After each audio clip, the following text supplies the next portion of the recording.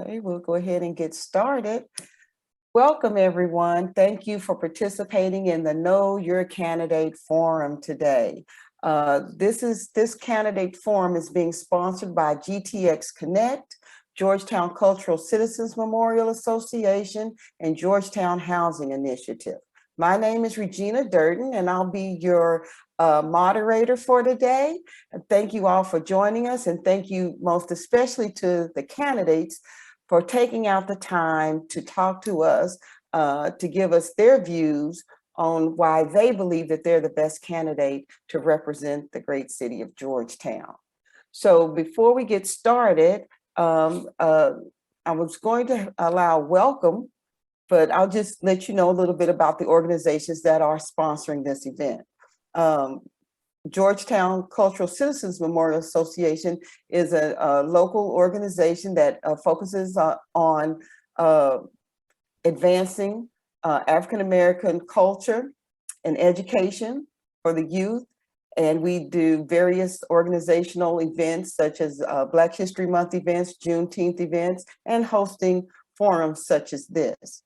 Then we have Georgetown Housing Initiative, who look towards helping, I'm sorry, I'm tied up, looking at housing initiatives for affordable housing for constituents that you'll be representing in Georgetown. And then Chuck Collins is representing GTX Connect. And Chuck, do you have any words that you like of welcome on behalf of GTX Connect?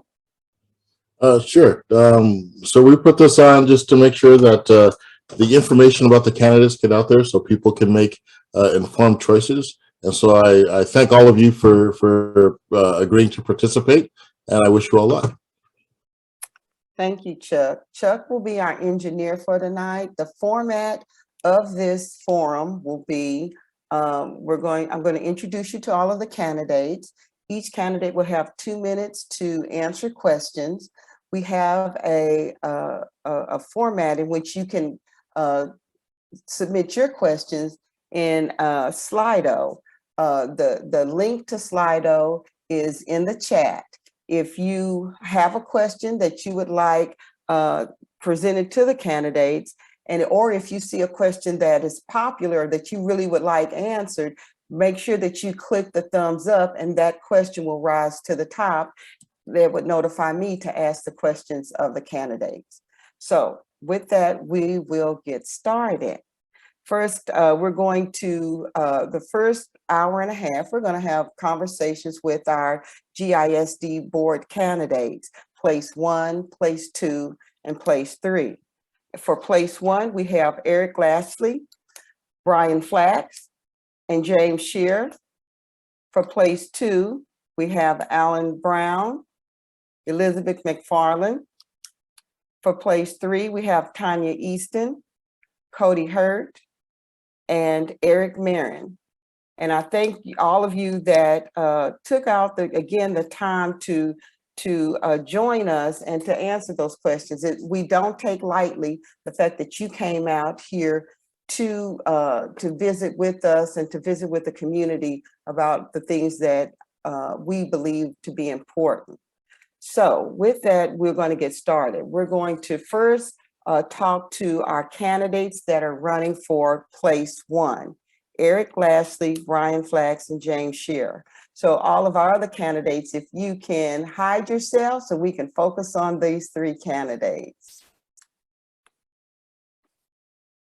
Okay, so again, gentlemen, thank you so much for joining us. And what I'd like to start off by is just giving you 2 minutes to introduce yourself, introduce who you are, why you're running, and give a little bit of background about yourself. So we'll start with Eric. Thank you, Regina. I appreciate the organizations putting this on. I'm Eric Lashley. I've been in Georgetown since 1996. My wife and I raised 2 kids in Georgetown, had 2 kids go through Frost Elementary all the way through Georgetown High School. Spent 16 years as a GISD parent. I spent over 25 years, or close to 25 years, as the Georgetown Public Library Director. And so I've been in the community a long time. Over those years, again, I spent numerous times on committees within GISD, and have really enjoyed GISD and the education that my kids experienced.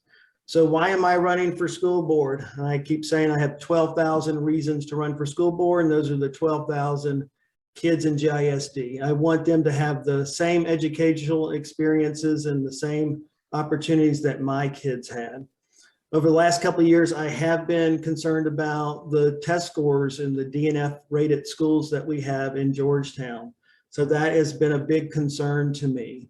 So I see a problem happening that the test scores were going bad before COVID. Then we had COVID, and now we're having a record number of teachers, not just in GISD, but nationwide, that are leaving the profession. So I see that there is a tsunami coming, and it's very daunting. So that's one of the main reasons. Academic performance is my #1 reason for running for school board. Second reason is those teachers. I'm not a school board member. I'm not going to teach a single kid. So we need to retain and recruit really good teachers. So that's the second opportunity to raise teacher pay, but finding ways to keep teachers teaching in GISD. Third, I want to improve communication between the district and parents and the community. And then fourth, I want community engagement. We can't do this without the community. I think I'm a strong leader in this community, and I look for your vote. Thank you very much. Thank you, Eric. And Brian. My wife and I moved to Georgetown in 1997. I have a PhD in electrical engineering from Stanford University. I've taught at Mississippi State University. I've had 4 kids go through at various stages of GISD schools. 2 have graduated and 2 are still in, one's at Forbes and the other one is at the high school. I've volunteered at McCoy Elementary as the UIL chess team leader. And fundamentally, the reason that I'm running is because I've witnessed since 1997, when we moved here, our real estate agent told us that if we wanted a good school district, it was either Eanes or Georgetown. And, you know, now I think that our district has been passed in performance by probably we're in 8th, maybe 9th place. It's hard to say, but I think that we need to do a lot better in terms of, you know, the education that we're offering our kids. And so that's really the fundamental reason I'm running. And so, you know, what can we really do? Well, I think that there's some things that we can do. The first is we can go learn from the districts that have passed us and are doing better in Central Texas. And we can do that by maybe instead of letting them hire our teachers because they pay better, maybe we can flip the script on those guys and maybe we can pay better and hire some of their teachers, and maybe even hire some of our older teachers back to GISD. While we're you know, recruiting new great teachers, we can retain the great teachers that are still here. And I think that the teachers are really important because they're really the point of contact, the first point of contact our students have with our schools. Okay, well, sorry. And please know, you know, if when you see the red, that means, you know, you have 10, 15, 20, 30 seconds to just continue and finish your thought. We don't want you to, this is a good opportunity for us, so we want to make sure that you can finish your thoughts out, okay? Well, hopefully they'll be good questions. Good deal. Of course. James, how about yourself? Thanks, Regina. Thanks, Chuck. Yeah, my name is James Scher. I'm also running for place 1 on the GISD school board. I come from a hard start in life. I was homeless by the time I was in high school. I lived off and on the streets all throughout high school. If it wasn't for a few really good teachers, some stubborn coaches, and an amazing administrator, I wouldn't have ever crossed the finish line of graduation, and I would never have gotten to take the next step in my life. For me, it was the U.S. Navy. I spent 8 years in the United States Navy. I would have spent my life in the Navy, but I met a girl, and more importantly, we started a family. And I knew for me that my life changed when I met when I felt JD move in Crystal's stomach, and I knew that I was going to be a good father, even though if I didn't know how I was going to pull it off. But I knew for me, being present was part of that. I tell people I married Texas, and we moved here in 2006. We moved to Georgetown in 2011. We were looking through for a K through 12 experience for our kids. With my background, it was very important to me for them to have that stability. We love the community. We love what the schools were doing it. And we happily moved up here. We have our oldest son now, who's an 11th grader in GHS, and our youngest, who's an 8th grader at Benold. I have owned 6 businesses now, with the last ones I've had for about 4 years, and I've taken them from failing businesses to being listed on the Inc. 5000 list in about 3 years. So I understand what it looks like to manage growth and to deal with the problems that come with growing an organization or a city. Some of the challenges that we're going to face here in Georgetown, things like pay, things like affordable housing so you can actually recruit a teacher. We are not going to be able to outpay what our housing market's doing. We have some significant challenges that we're going to have to overcome. I have a significant financial background from managing budgets, and using that to drive growth, to find those areas where you can capture savings, and to understand the impact it has when on a secondary or tertiary cause when you shift one thing from one line item to the next. And then my other big passion really and thing I want to push is I was excited when the bond passed and we got the Futures Campus for our CTE. I come from a non-traditional background. I will be the only board member that does not have a 4-year degree. I do not think that's limited my success. It just meant I had a different path to success in my life. And I think I have a unique understanding of what that looks like for our kids in our community who aren't going to take a traditional educational path post high school. Okay, James, we're gonna we're past Oh, that 30 I never saw seconds. the red sign Oh, come up. sorry, no problem, no problem. I'll You just waved remind at you me if that. I'm missing something. I'm sorry, I mean, No, you're good. Perfect. Thank okay. you. All right, okay, so let's go to our first question. Thank you, gentlemen, for introducing yourselves. And some of the questions that I'm going to ask you, you've kind of started in your introductions, and you can go into more detail. But the first question, we'll start with Brian. How would you create more accountability and communication for students and monitoring progress effectively without surprising and big declines in academics? Well, I think the way that you track people's progress is through their grades. What we need to achieve is sort of a more uniform view of the grades. We're giving grades to all of the kids already. We just need those grades to mean something specific. So I'm a big fan of, A means you have real good comprehension of the material and can perform at a high level. And C means that your comprehension of the material is maybe suspect, and your ability to perform tasks in that area is also suspect. And an F would mean that you really didn't make a serious effort to try in the class. And so by standardizing what the grades mean and making sure that different teachers teaching the same material give grades for the same work and the same once we standardize grades, we can just watch, the grade point averages and see how they're doing. So I think that, I don't think actually that the answer is more testing. The kids that I have in school have like a test every other week and a quiz, maybe every other day. And so a tremendous amount of class time is actually being lost right now with testing of various sorts. And so really, I think that we need the opportunity to do more homework and work out some problems in class. We need more sort of learning time rather than more testing time. So I think it's really important that we dual purpose the grades to do your assessments. Thank you, Brian. Okay, James, you next. Would you like me to read the question again? Yeah, that'd be great. Okay. How would you create more accountability and communication for students and monitoring progress effectively without surprising and big declines in academics?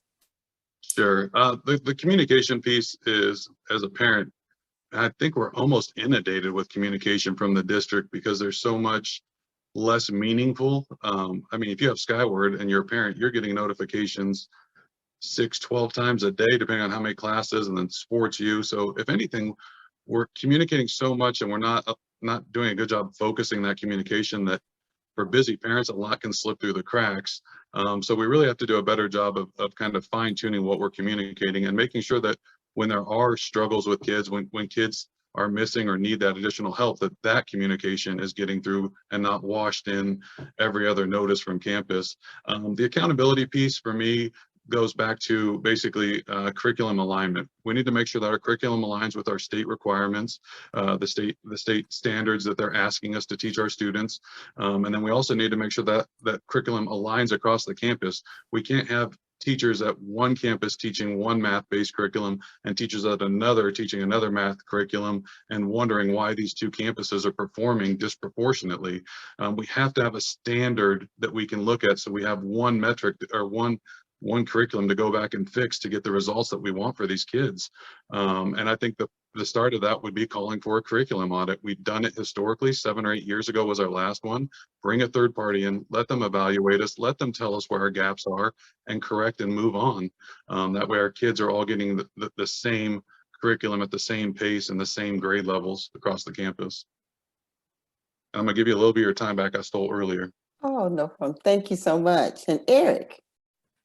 Yeah, I agree with a lot of what James just said. Accountability starts with the board, and we make that as part of our goals. Our goals as a board is that we have accountability, we have measurements, and we put the curriculum back where we are, where it should be. We should follow the Texas curriculum, and then that will help align everything that we're doing. And again, across the board, so that we have that continuity between campuses, that they're following the same curriculum. So that the accountability starts with the board, it goes to the superintendent, goes to the principals, goes to the teachers. Communication, I also agree. When I was a parent, we were inundated with emails and it was almost overwhelming. And a lot of it was irrelevant. You know, your kid didn't turn in the homework. Well, they did, but the way that the system worked, that, you know, you got this email, which normally would be helpful that you found out your kid did this or did that, but it gets overwhelming. So again, we need to go back and communicate what is truly important instead of overly communicating where you just you tune out. So I agree with that we look at our communication efforts and really figure out what the parents need so that we're communicating in an effective way. But again, going back to accountability, following the curriculum, and then you don't have to worry about the STAR test. If we're following that curriculum and following it through consistently from campus to campus, and the teachers and the principals know how we're going to hold them accountable, this shouldn't be an issue at all. Thank you, Eric. So now let's go to the next question. What are your top 3 ideas for meaningful community and parental engagement in developing GISD policies and programs to support all students? We'll start with you, James. Awesome. That's a great question from a parent's point of view. There's tons of research that shows the more involved parents are, even with reading to kids at night and early education, the more successful these kids are long term. So how do we engage and draw that in? One of the interesting things, I volunteered and did C-Perch at Frost for a bunch of years when we first brought it into the program. I was also the PTA president at the time. And what I noticed was I could get no parent to join the PTA at Frost. There was 4 of us in a room every time. But when we engaged these kids in C-Perch and these 18 kids took that home, those parents became engaged in their learning, and those parents eventually became PTA members. Something I tried to accomplish for 3 years and could never do was simply accomplished by getting these kids engaged actively and learning something that was a little non-traditional compared to your reading, writing, and math. And so I think the answer comes at engaging, finding ways to engage kids through these CTE programs and some of these non-traditional things, so they all have an avenue to feel successful inside the district. And then it is community partners and forums like this. Candidates are real good about asking for your time when we are asking for your vote, not a lot of people are really good about making themselves available. And so one of my commitments will be being available to the groups that were gracious enough to host us when we were soliciting votes and getting our voice back out to the community that way. Perfect. Thank you, James. I kind of lost my order, so I think I'm going to go with Eric next. What are your top 3 ideas for meaningful community and parental engagement in developing GISD policies and programs to support all students? Yeah, James is absolutely right. The more you get parents involved, the better the students will be. So again, I like the idea of bringing board meetings to the local schools. We've got the technology to do that. We do not need to be in Hammerland to do that. And that would show that we care. We want to hear from those parents in that community, that we want to go out to those schools to conduct board meetings and workshops and all these things. There's no reason why we can't do that, and the technology is available that we can do that. Second, committees. I believe in community engagement. I believe that having committees that we engage the community on whatever the topic may be, and that the community gives us feedback, recommendations to the board, and they mean something. You know, my experience with the city boards and commissions, they mean something. And the more that those parents and committee members can feel like their voice is being heard, the better it is for us as school board members or potential school board members to make better decisions. And then the crazy one for me is one of the best things that I did as a parent bonding with my children is spelling test. I would, quiz my kids every night on their spelling, and we're not having spelling tests in a lot of the schools. And again, spelling is important. And it was a way for me to bond with my kids. And I knew that they were performing well by just having practice spelling tests by Friday. They were ready for that spelling test. So again, there was an easy way for me to engage with my kids. And thank you, Eric. And Brian. That kind of got broadened into 2 questions, but I'll stick with the first one, at least initially. Okay. Yeah, so I have a QR code behind me someplace, Mm-hmm. and we put that on all of our signs. That QR code feeds into a website, and there's a way for people who are interested in the campaign to get on there and leave comments. I think we can do a way better job of communicating by putting a lot more of the school district's business on the school district's website. And I think we can collect a lot more comments from the community also through the school board's website. And we can leave QR codes in the schools. We can, I think there's a lot of things that we can do to reduce the amount of effort that a parent has to put in, when they have an idea or something has triggered them or whatever. It should be as easy as, scanning a QR code at the school and leaving a comment on our website. And I think that's, one way in the electronic age we can do a better job of being sensitive to the concerns of parents is, and I do like the idea also of having school board meetings and at the school in the cafeteria, maybe shortly, before the end of school. So like parents who are trying to pick up their kids or maybe already there, and try to be clever about scheduling things. So that we maximize the involvement of people who wish to be involved. The other question is how do you you really interface with your children, and whether it be cue cards for spelling or whatever. I really do feel like if you're helping your kids with homework every night, you're making progress in bonding with your kids and demonstrating that education is important to you. That's a slightly different question. Okay, thank you, Brian. Now I have a slightly different question. There's been a lot of news about the rating that Georgetown Independence is at 2% in some instances, at 2 out of 5, and very low. What are your opinions of GISD's rating? And what do you think some of the first steps we need to take to improve that? Okay, we'll start with Eric. Yeah, again, the 2% is from the smart schools, Texas A&M did, and they're trying to do apples to apples comparison in that. And again, any rating system that you have is going to have pros and cons. For me, it almost comes down to a gut feeling about how the parents are feeling about the district. The fact is, the ratings do count in terms of this is how the state holds us accountable. So whether or not we like the STAR test or don't like the STAR test, if we continue to have F-rated schools, there will be consequences to that. That's my concern. Again, I feel that a lot of kids, my kids included, got great education in GISD, but it's not about my kids, it's about other kids. And if we just follow the state curriculum, we can turn that around where STAR really isn't an issue for us. But the fact is, the state mandates that we have STAR testing, and it mandates that if you do not have improved schools through the STAR test, then there will be consequences. So let's just take care of that. And then we can do both. We can have these amazing programs that my kids went through and do well on the STAR test.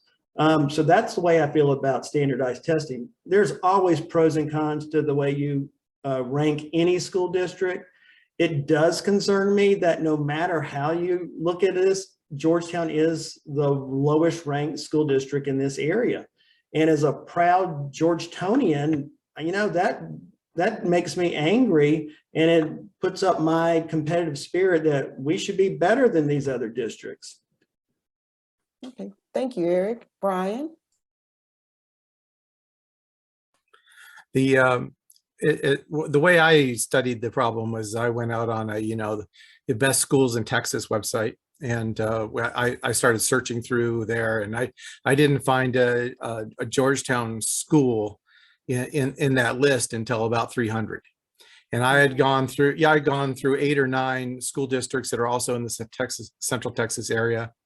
So, I'm not really surprised to see that Round Rock is sort of number 2, close to number 1 maybe. And they're producing a really large number of students that are doing really well on the college entrance exams. And you'll see that that they've had amazing number of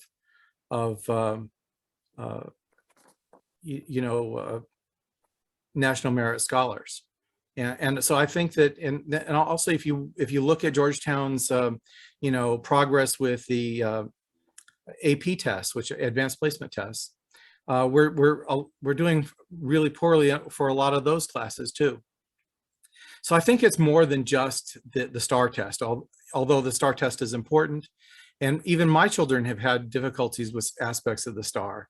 And I think that's because we're not really teaching in elementary school, words, how to spell them, how to use them, what they mean in the rigorous way that we did, say, 10 years ago. So I've seen a precipitous drop in the ability to read and write, even with the kids in my family. So I think we really need to get back to learning vocabulary and stressing how to put together an essay, and really attacking the communication skills.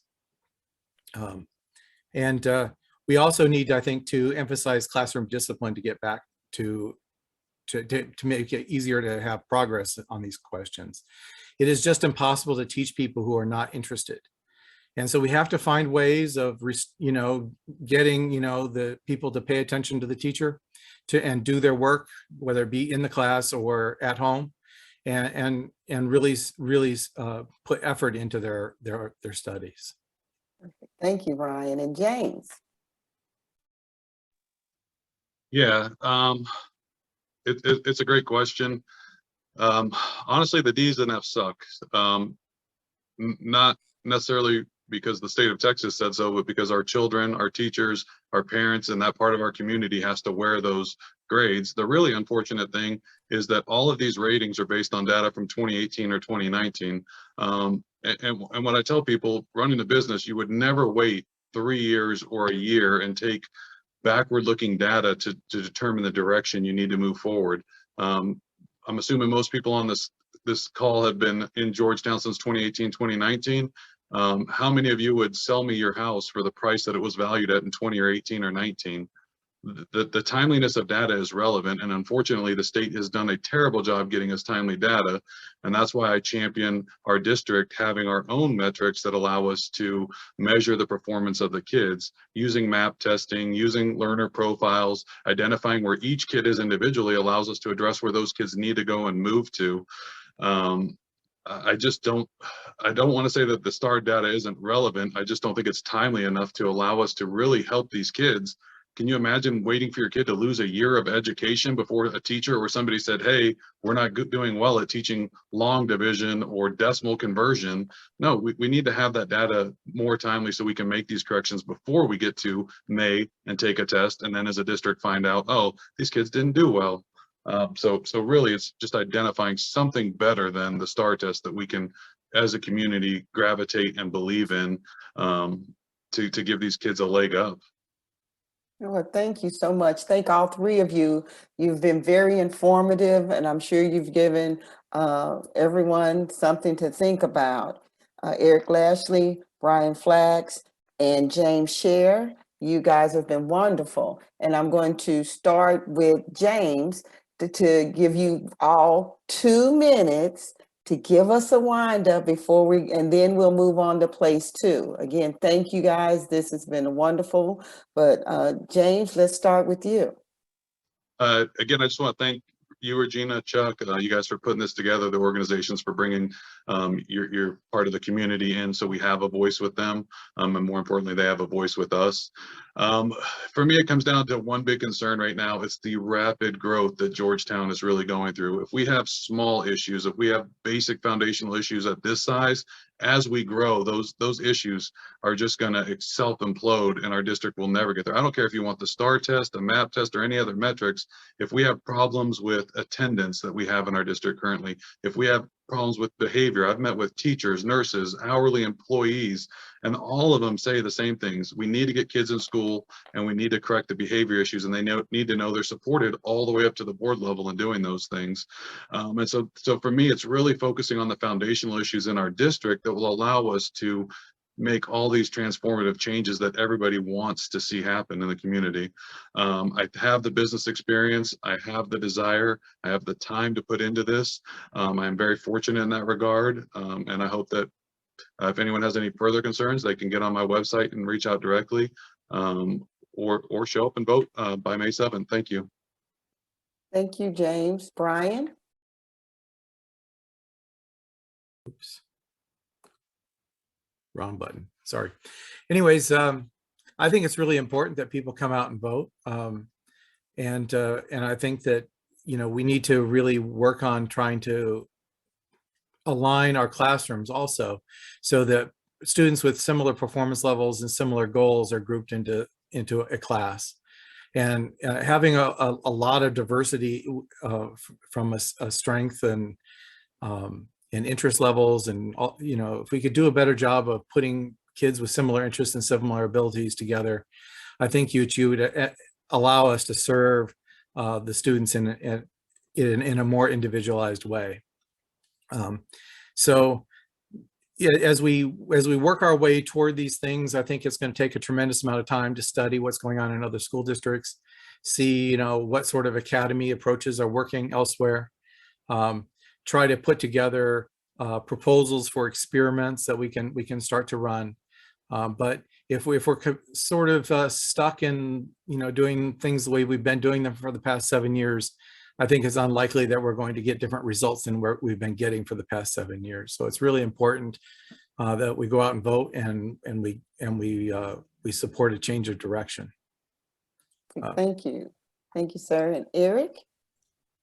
Yeah, thank you, Regina and Chuck, for putting this on. Again, I'm running as a trusted leader in Georgetown for over 25 years. I have served this community for over 25 years and served the children through the great children's programs at the library.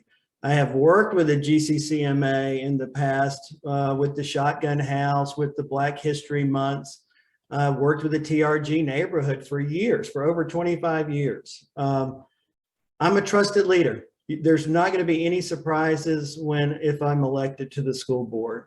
I can work with any school board member that is elected. We have challenges, many challenges in our school district, but we can overcome any of those challenges.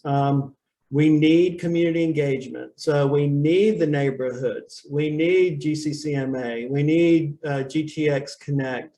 We need these groups, these neighborhood groups, to help turn these things around. So again, I've been a proven leader. I'm so excited about the future of GISD. There are lots of growth issues coming, but I've been here since '96. Growth is just a second nature to us.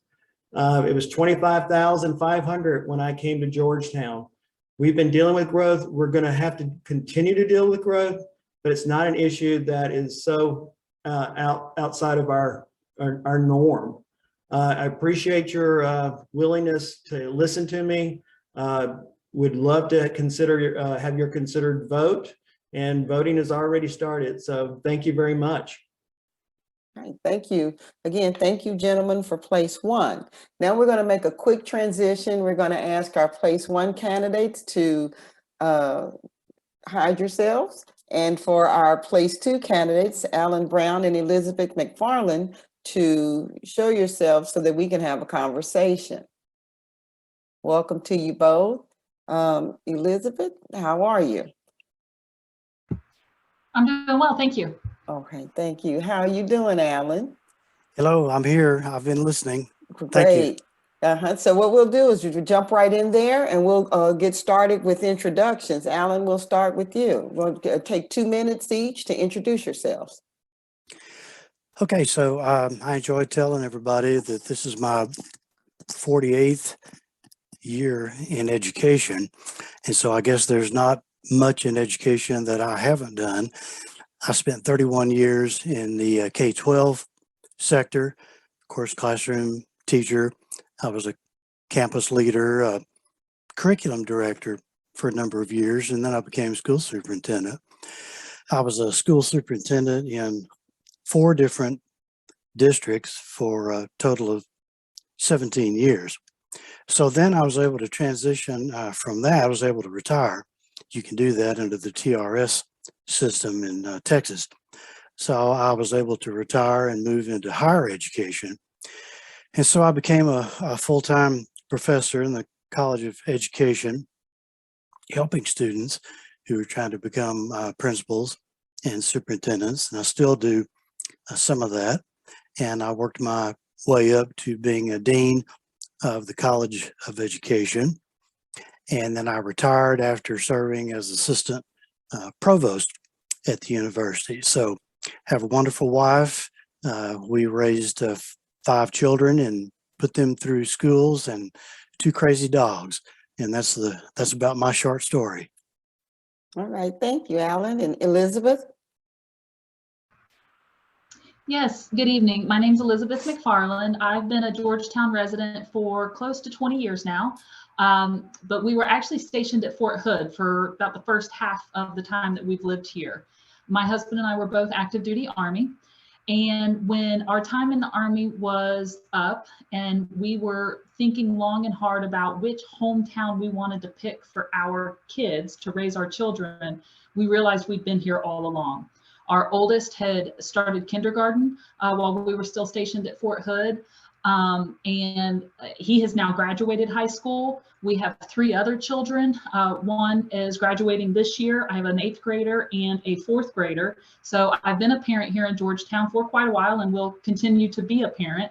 I am currently serving as the school board president, and one of the main reasons we chose Georgetown to be our hometown and where we would raise our children is because when we left active duty in 2014 and took a good, long, hard look at Georgetown itself, schools were first and foremost the thing that drew us to making this our permanent home. We were thrilled about the plans our school district had to carry out the strategic vision and teach our children according to the learner profile.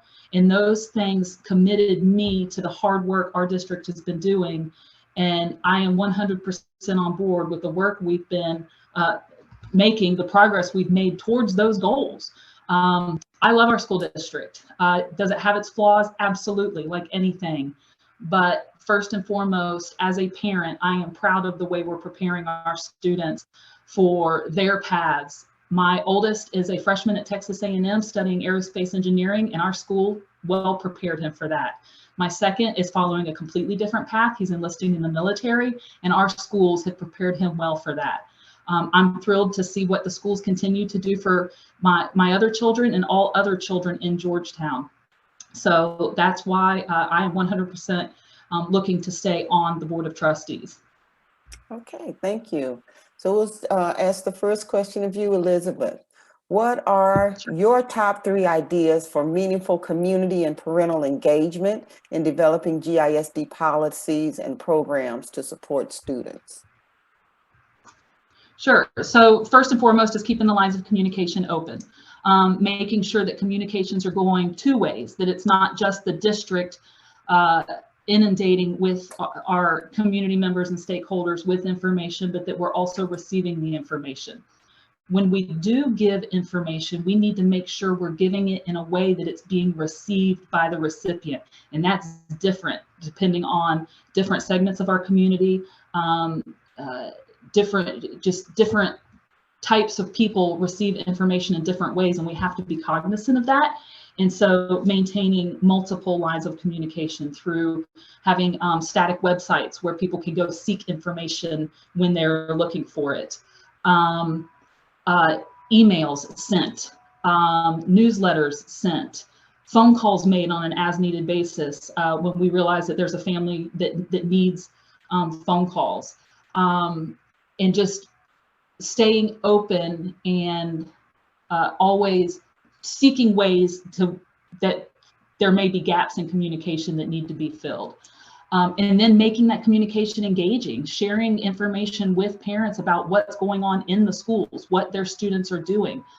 I think that's the second thing about just open lines of communication, engaging communication, being very informative.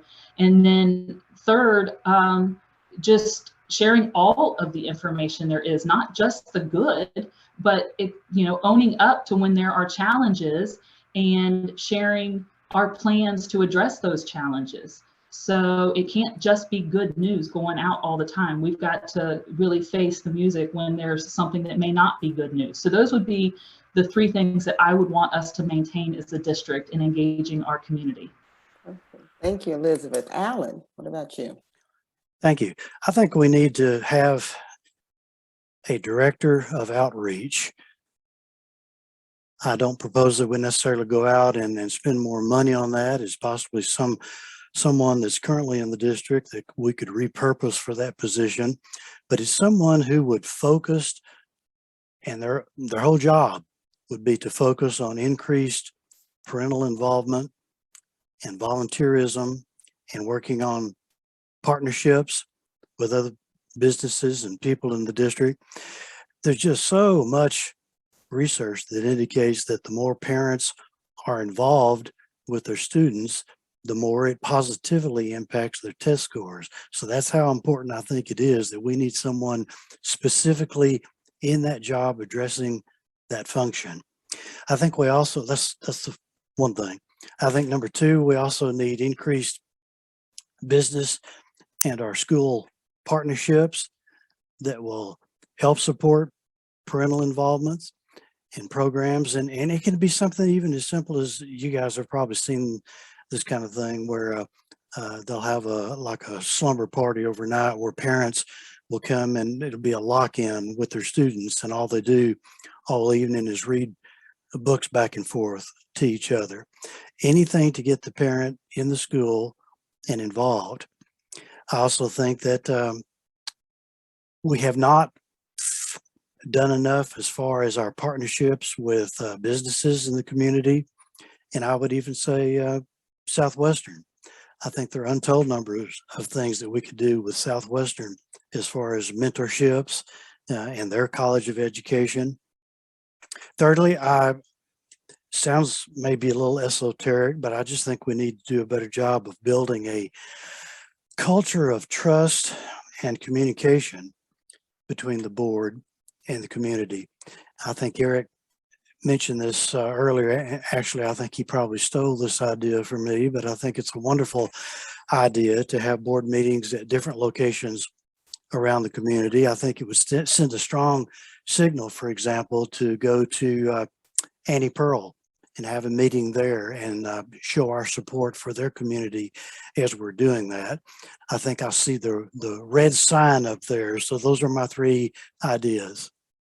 Perfect. Thank you so much. And now we'll start with you, Alan. A new question came up about budget, so I think I'll throw that out at you too. What would you do different with the budget of GISD? Would you prioritize teacher raises, and by how much? Well, teacher raises would certainly have to be in there someplace. This kind of goes back to something I was thinking about earlier with all the problems that we've thought about and talked about during this campaign. Time and time and time again, we discuss problems that I've had firsthand experiences handling. So my last superintendency was in a district that had a budget that in today's dollars would be equivalent to Georgetown's budget. So I know it's massive. One of the first things I would do is I've never taken a look at anybody's school budget where I didn't find, I don't want to say waste, that maybe is not a kind word, but monies that could be appropriated more judiciously. Let's put it that way. So I think that would be in line for an examination. We cannot, under any circumstances, forget our teachers and do something with them. I have been talking throughout the campaign about a 3-year program to raise teacher pay. As a board member, we have to be responsible not only to the needs of the district, but the needs of our taxpayers as well. And so we can't take the amount that we're behind right now and come in and just lift them up to that point all of a sudden. It would be too devastating on the tax rate and not fair to the taxpayers. But we need to have, the most important thing is we need to have a plan that will start catching them up, because if we don't do that, we have already lost good teachers. We're going to continue to lose our best and brightest if we don't do something with the budget that makes room for teacher pay increases, I'd say over the next 3 years. And then finally, board goals. You know, you've got to have board goals, and the board goals drive your budget. So whatever you prioritize as values in your board goals, those are the things that are going to drive your budget. Thank you, Alan. And Elizabeth? So this is a topic that we're currently discussing as a board, because it's budget time. The spring is when we always go through line by line our budget so that it can be approved in time for the start of the next school year. And at our most recent workshop, we did a very in-depth study into teacher salary specifically. TASB, which is the Texas Association of School Boards, did a comparison of our salaries with other school districts in the local area and with other similar school districts across the state. And we came in right at about 98 to 99% is where our teacher pay comes into line with the market value. And so we know we absolutely have to always address how do we make sure our teachers are fairly compensated and competitively compensated. Already our budget, our general fund budget, 85% of it is dedicated to teacher salary. Any increase we do, we know will be offset with a cut somewhere else. We can't deny the fact that we are a recapture district and that we give a significant portion of the property tax revenue we receive back to the state. This year, this next school year, we anticipate giving $43 million back to the state. If we could keep that money ourselves, our budget would increase by 1/3, but we don't. So we have to work with what we have. And when we, every percent increase we look at giving teachers is then has to be offset with what program are we going to cut. And that's what we're looking at right now. Where are we going to make cuts? But we know it's necessary in order to make sure our teachers are compensated. And not just our teachers. We keep talking about teacher pay, and teacher pay is very important, but it's not only our teachers that keep our kids learning and safe in school. We also have to take a hard look at our pay for our support staff, our custodians, our bus drivers. We have to make sure our substitutes are compensated fairly. This is across the board fair and competitive salary that we take very seriously as a school board and are right now looking at this very thing. Anybody that's interested that would like to go back and look at our workshop recording can see some details, and then keep tuned for our next board meeting where we're going to talk about it even more. Thank you, Elizabeth. It's a tough job. Yes, yes, it is. And I respect all of you for running. Our next question, we're going to wind up before we do our closing remarks, is for this place, is about at-risk students. And this was a question from, I'm kind of mixing it up. So from one of our organizations, and combined with one of the questions that are in Slido. So almost 50% of GISD students are at risk, right? So what does the board need to do? Do you agree or disagree? And what does the board need to do to ensure that all students are prepared for a bright and positive future? We'll start with Elizabeth. And Regina, would you be able to define the use of the word at risk under these circumstances? Because it's used different ways. I want you to define it because I'm reading a question from somebody else. So you define what you think at risk mean, and then you tell me how you would resolve that issue. Okay, so there are numerous ways a student can be at risk. So we have students at risk of failing to achieve a certain measurement on standardized test, or they could be at risk for not graduating high school, dropping out for reasons completely aside from academic achievement. They could be at risk for needing additional support services, community services. So I would say that in order to address our at-risk students, we need to keep in mind that there are many ways a student could be at risk of not learning and not fulfilling their potential and being ready to backfill whatever that need is. And we can't do it alone. We are a village. As a community, we need to partner with other resources in the community. So take, for example, a student who is at risk for mental health issues, that they are maybe not socially or emotionally well, and that is impeding their ability to learn. We need to know. First, counselors are our first point of contact for that. And the counselors need to engage with those students. They need to have open conversations with the teachers so that those students are identified. And then the counselors reach out, work with the student, work with the student's family if they do have a strong support system at home. If the student doesn't have a strong support system at home, then work with the student to make sure that community resources are put in place to help. And that's just the one example for a student who may be at risk for social and emotional unwellness. But the same idea of resources, teachers being aware of what resources are available and knowing how to link students up with those resources is the only way we're going to help meet every student's unique and distinctive needs. Thank you, Elizabeth. And Alan? I see this as an equality versus an equity issue. Let me explain what I mean by that. First of all, I don't even think we have equality in Georgetown, let alone equity. To have equality, we have to have first a curriculum that is standardized, unified, coordinated. It's linear, which means it goes all up and down the grades. It's very measurable. It's one that holds people, especially the superintendent, accountable, and it follows the state mandated curriculum. If you are doing that every day in every classroom on every campus, then you have curriculum equality. Then and only then can you start talking about equity issues. So equality is everybody having the same thing.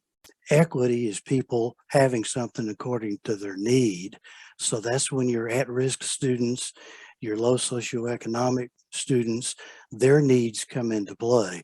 We can't begin to address that until we first of all have a curriculum that is full of equality. Then we need to address the equity problem.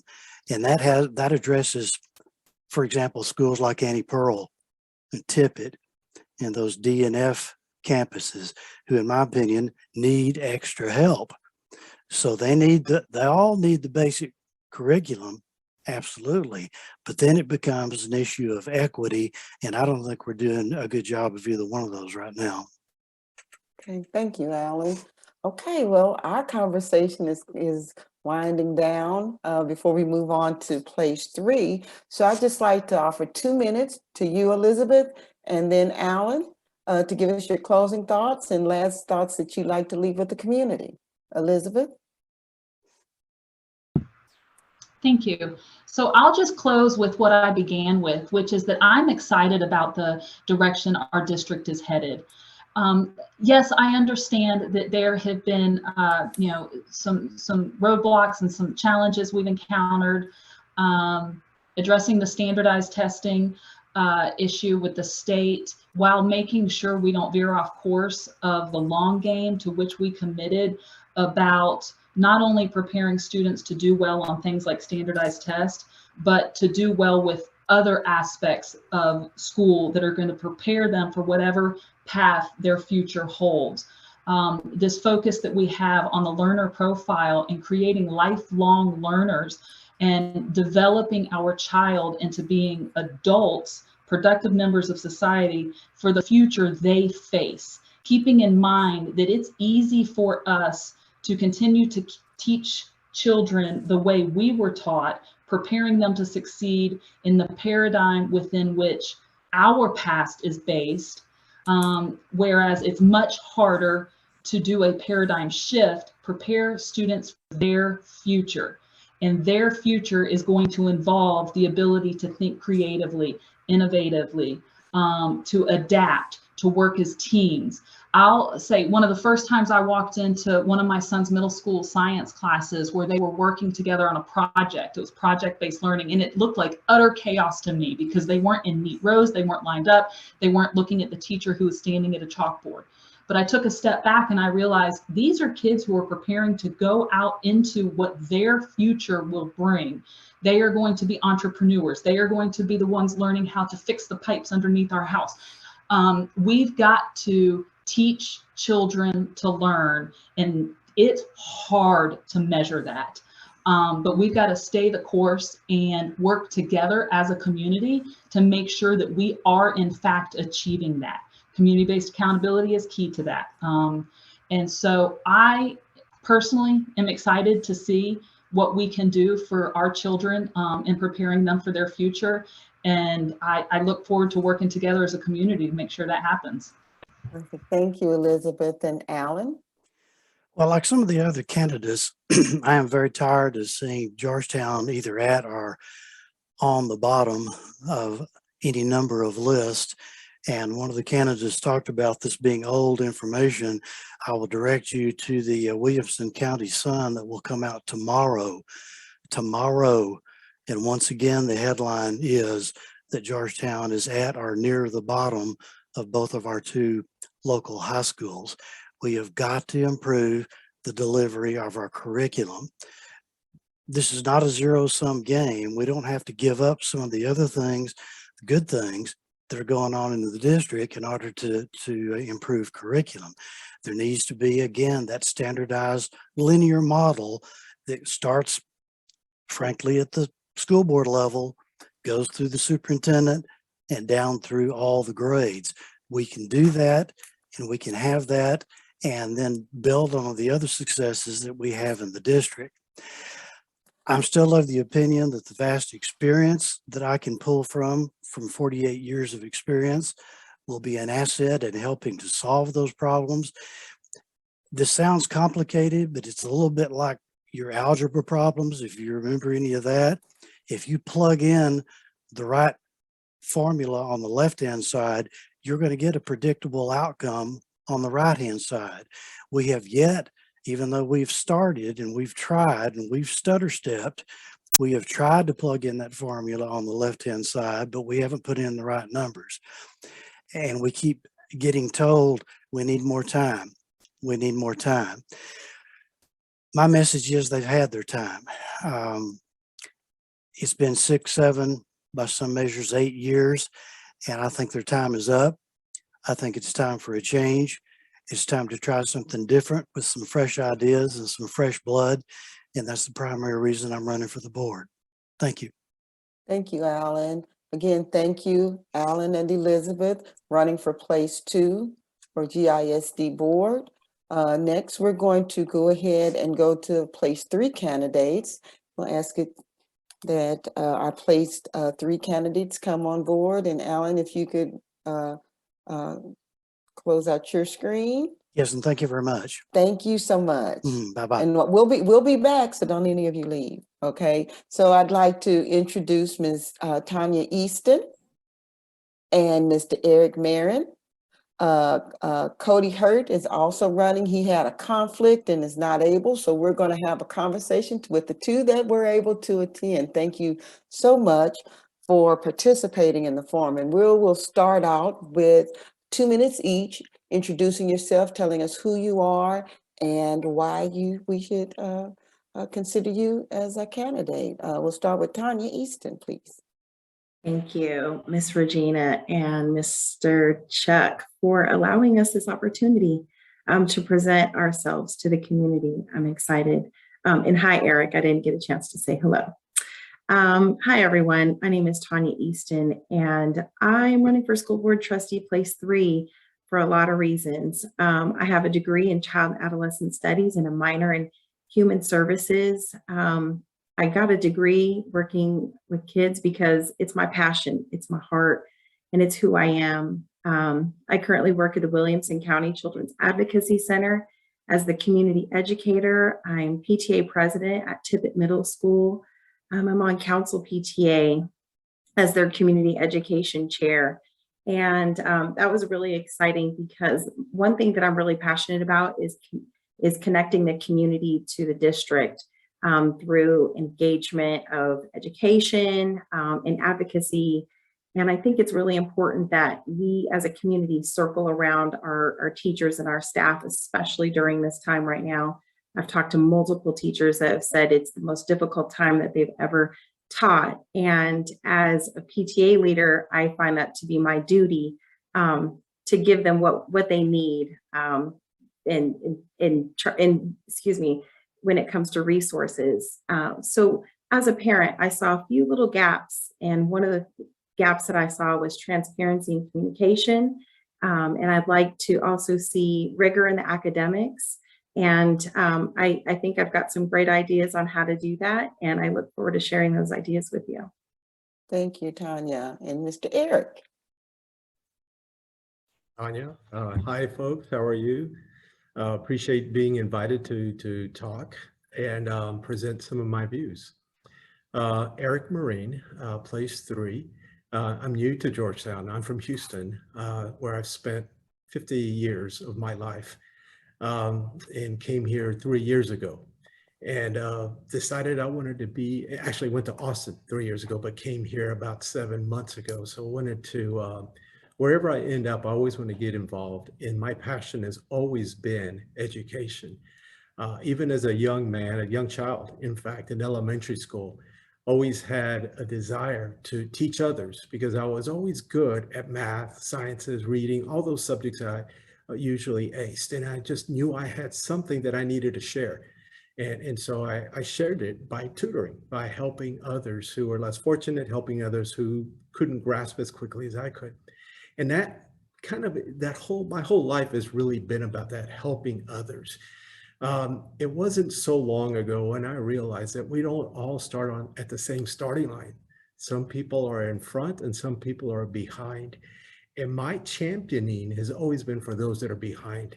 Even in Houston, in the African-American communities, in the Hispanic communities, I was always a stalwart for promoting education. because I know that that's a road out of some of the bondage that we find ourselves, some of our families find themselves. So that gives us a leg up. So that's the key for me. And it's always been that way in my family, that helping people get a leg up through education. So here I am in Georgetown. Here's an opportunity for me to run, bring new ideas, bring new blood into a lovely, lovely city, and in a district that quite frankly needs help, like all districts need help. It's some in different other ways, but that's the other part of my background, is I'm a problem solver. I've been in management consulting for 25 years, made partner with the largest consulting firm in the world, and it helped companies like Chevron, Texaco, British Petroleum, and some of the Fortune 100 companies solve problems, get out of the difficulties they have. So I'm also an entrepreneur, and I'm also a CFO. So there's a lot, and in my closing comments, I'll probably talk more about that. Thank you. Thank you, Eric. Okay, so we'll start our first question with you. What are your top 3 ideas for meaningful community and parental engagement in developing GISD policies and programs to support all students? Awesome question. It gets me back into my opening comments. So thank you for more time. So basically, it's number one for me. It's really teacher pay. And I know when Elizabeth talked about pay for others, and I get that that's important as well. But for me, the primary thing, my first 100 days, is to understand where we are with teacher pay. What have we done? Have we done everything we need to do to bring the most valuable resources we have, who take care of our children, and make sure they're compensated fairly and compensated well, in fact. We have to retain them. All districts around us, you hear the stories, no different from ours, where teachers are leaving, going other places for more money. They're tired of the bureaucracy. We're in a very heavily regulated area in education in this state and in other states across the country. We're not so different, but it gets burdensome and burdensome and burdensome, more burdensome. And so making sure we find ways to bring in new revenues, and maybe we haven't thought through other channels of revenues. And so as I've done that for my own companies that I've owned, and for other clients, identifying new revenue streams, that's something, that kind of thinking is something I would bring to the board as well. As a CFO, I cut costs. So I think helping to look at that budget with the eyes of someone who's been a CFO for an $800 million company, I think is important, and being able to bring that kind of expertise to the table. The other thing I'd really want to work on is the culture of learning. And not just in this district, but across probably the world, but let's say the United States. Definitely when I was in school, learning wasn't cool anymore, and it's even less cool today. So how can we bring pridemanship in learning? How can we develop a culture where parents are engaged, where the community's engaged? I heard someone say we're a village, and I think Elizabeth said that, and I agree, we are a village. And so bringing that village, bringing businesses in, I heard someone talk about that. And those are all things, I'm pro-business. That's who I am. That's my background. So I'd love to be able to bring that into helping derive a culture of pridemanship and learning. And yeah, I'll stop there. Thanks. Thank you. And Tanya? You want me to repeat the question? I think it was about meaningful engagement opportunities. Top 3 ideas for meaningful community and parental engagement in developing GISD policies and programs to support all students. Yes, ma'am. And I apologize for my lighting. My internet went down right before, and I'm as close to that router as I can get. And so my lighting is challenged right now. So I apologize, everyone. So I love this question because I'm a PTA leader. It's something that I've done for 15 years because I really do see the value in engaging the community, really parents first and then the community. I think we have to focus on those parents because we as parents need to reinforce the learning that's happening at the school district. And that's why I partnered with the school district through PTA. And I worked with their school-based therapy team to provide a night on mental health.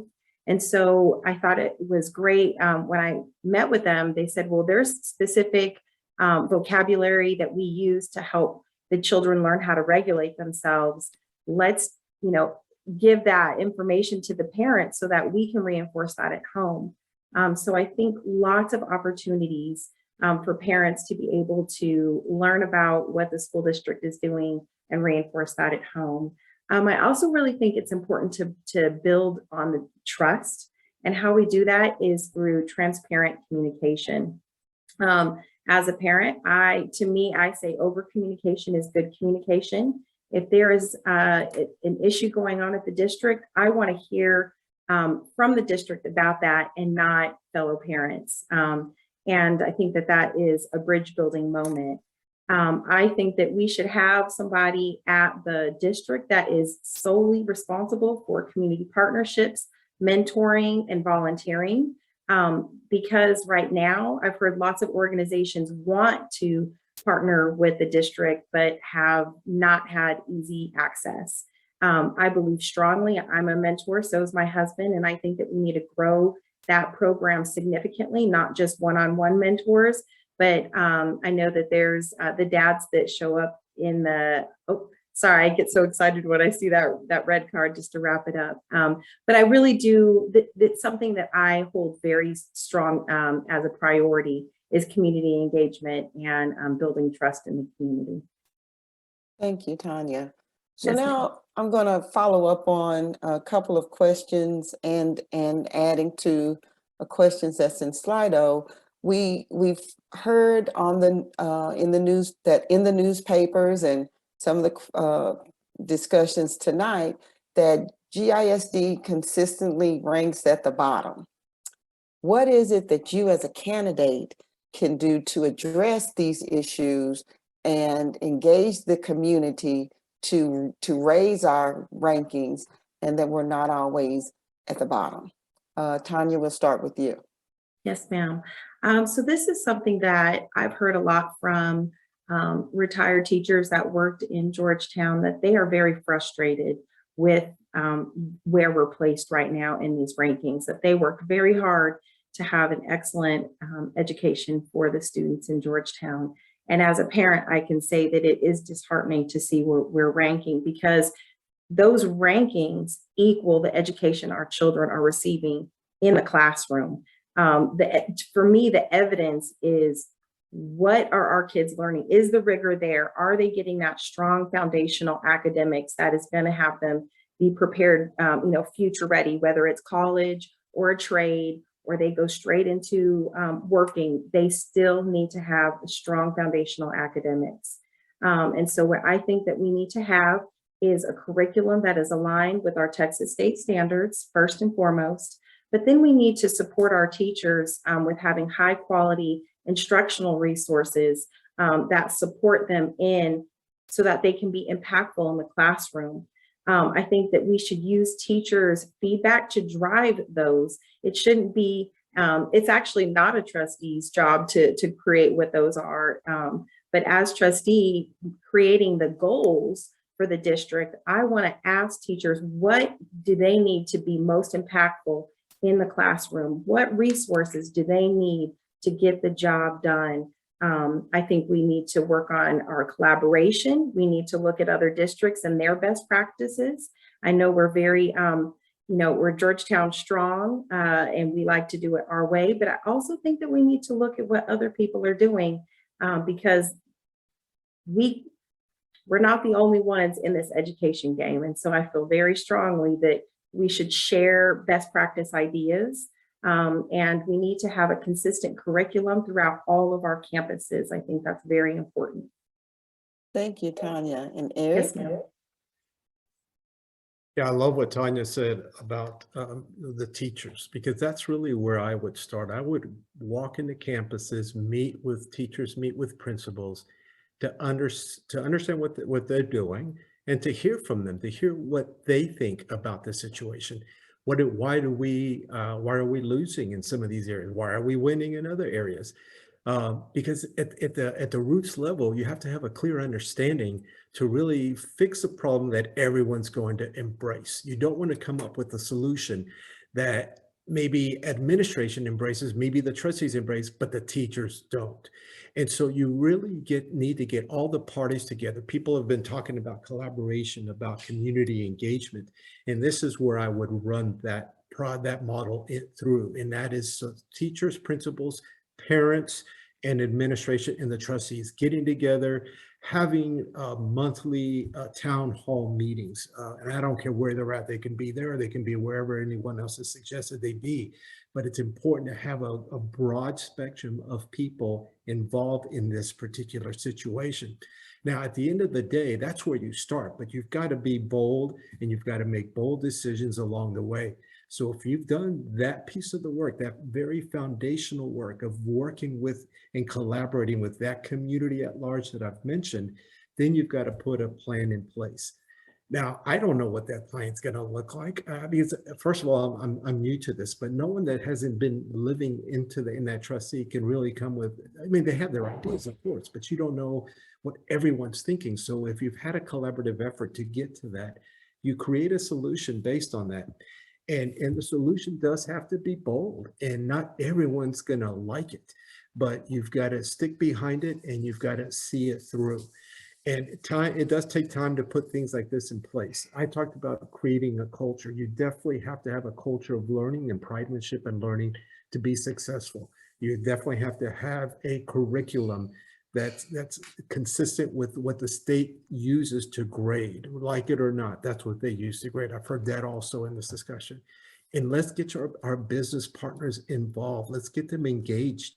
Some sort of after school program, some sort of, maybe they sponsor certain kinds of programs that are outside of our budget. I don't know, I'm thinking aloud at the moment. The point is that we come together, we collaborate and come up with a solution. So thank you. Thank you. Okay, so this is what we're going to do. Good news, bad news. We're kind of running out of time, but I want to make sure that the community hear your views. And so the other candidates had 2 minutes to wrap it up.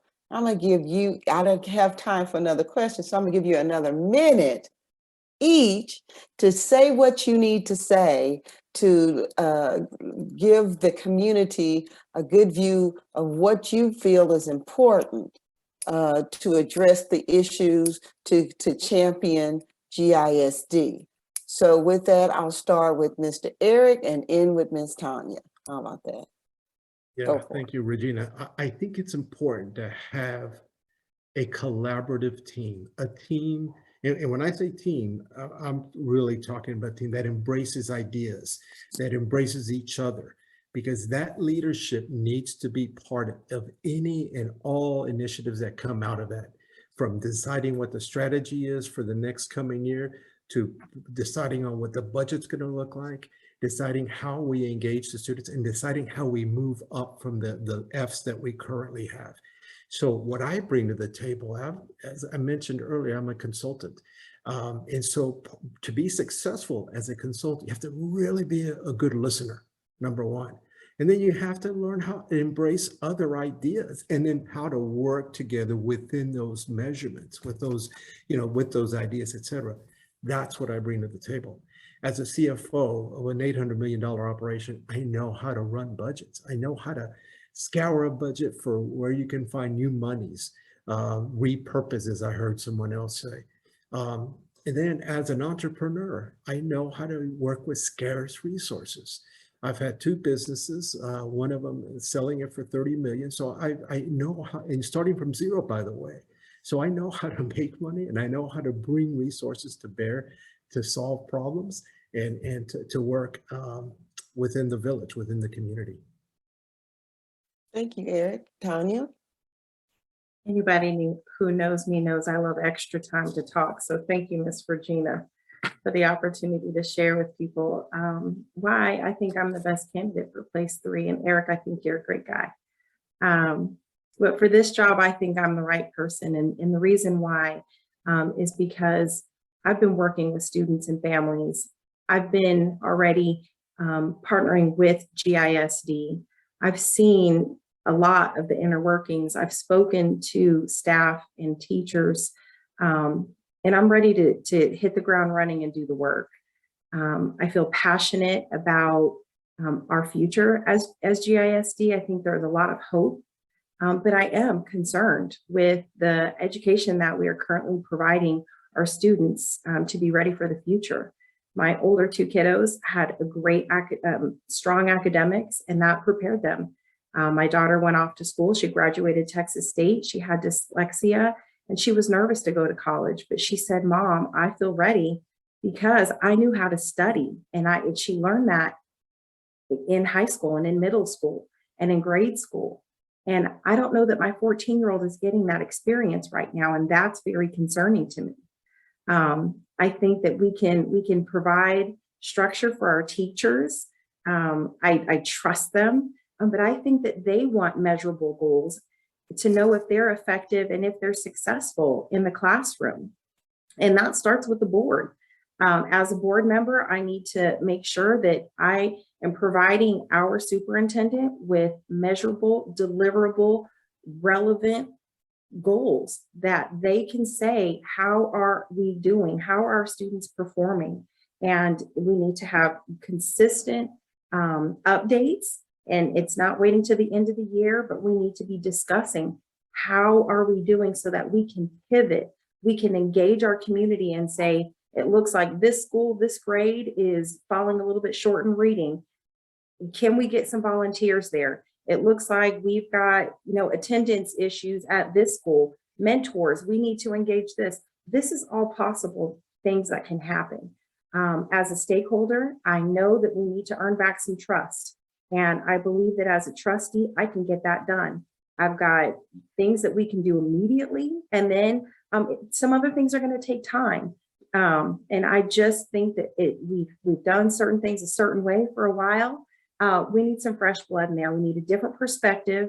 And I think that I am the person to provide that perspective so we can turn some things around in GISD. I appreciate the opportunity to speak tonight. And I thank GCCMA and the Georgetown Connect for the opportunity. Absolutely. Thank you both. So with that, we've completed our questions for place 3. And now I'd like all of the candidates to show themselves. And I just would like to remind the audience of who our candidates are. And I hope that we've given enough information to the community. We will have this broadcast on the GCCMA, GTX Connect, and the Georgetown Housing Initiative websites within the next day or two. We know that early voting has started. If you have not voted, tell a friend. If you have voted, tell a friend. If you have not voted, it's your job, it's your responsibility to vote. Georgetown Independent School District is important to our future. What does it mean to be a Georgetown Independent Board member? Well, I think all of our candidates have answered that question for us today. It's for you, community, to decide who would be best to fulfill those roles. We have place 1. Raise your hands when I call your name. Eric Lashley, Brian Flax, James Shear. Yay, thank you guys. Place 2, Alan Brown, Elizabeth McFarland. Place 3, Tanya Easton, Eric Marine. Did I say Marine, right? Okay, thank you, sir. And then we just really thank you all for, again, taking the time out. If anybody has, I'll give you 30 seconds each. If you have any final words, I'll call your name and you tell me if you have something, and I'll give you 30, well, let me see, 1, 2, 3, 4. I'll give you 30 seconds each to say something. So let's start with, I'm going to go in the order that I see you on my screen. For place 1, Eric, you have something? No, I just want to say thank you. And I think the other candidates, I know how much dedication it takes to run. So the finish line is coming, guys. So thank you all. Thank you. Brian? Hey, I'll come out and vote. And and vote your conscience and vote for who you think is going to do a better job taking us into the future. Perfect. Thank you. James? Yeah, I just want to thank you and Chuck again. And actually, I want to thank all the participants who hung out this last hour and a half and listened to everybody before forming an opinion. And I want to echo Regina's vote. It is your duty to get out there and vote. So please get out there, share the word, and engage in your community. Thank you. Perfect. Thank you. And I think we may have lost Alan. So Elizabeth, place 2. Yes. Hi. Yep. Good evening. Thank you again all for coming out. Chuck, I saw you on the video. Hello. Ron, I know you're in the background somewhere. So hello. Regina, I really look forward to meeting you soon. Sure. Thank you. And place 3, Tanya?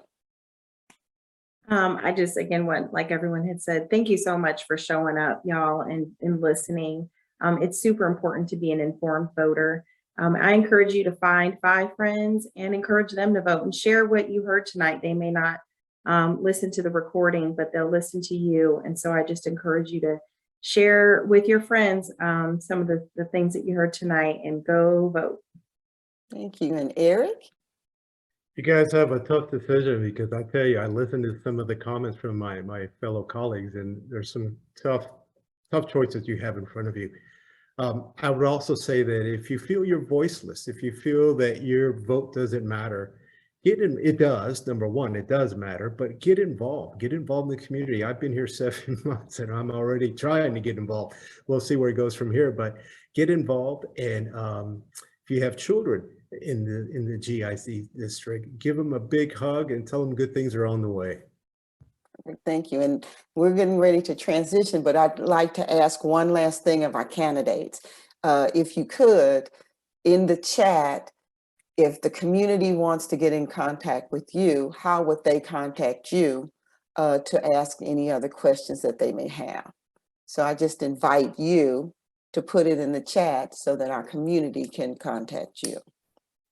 And with that, I'm going to just really, again, my sincere thanks to all of you on behalf of Georgetown Housing Initiative, on behalf of GTX Connect, on behalf of GCCMA. We don't take for granted your time, and we appreciate all your efforts in coming out and answering your questions honestly and candidly. So with that, we thank you, and we're going to move to our second portion of the candidate forum and speak to our City Council District 7 candidates. Thank you again. Bye-bye.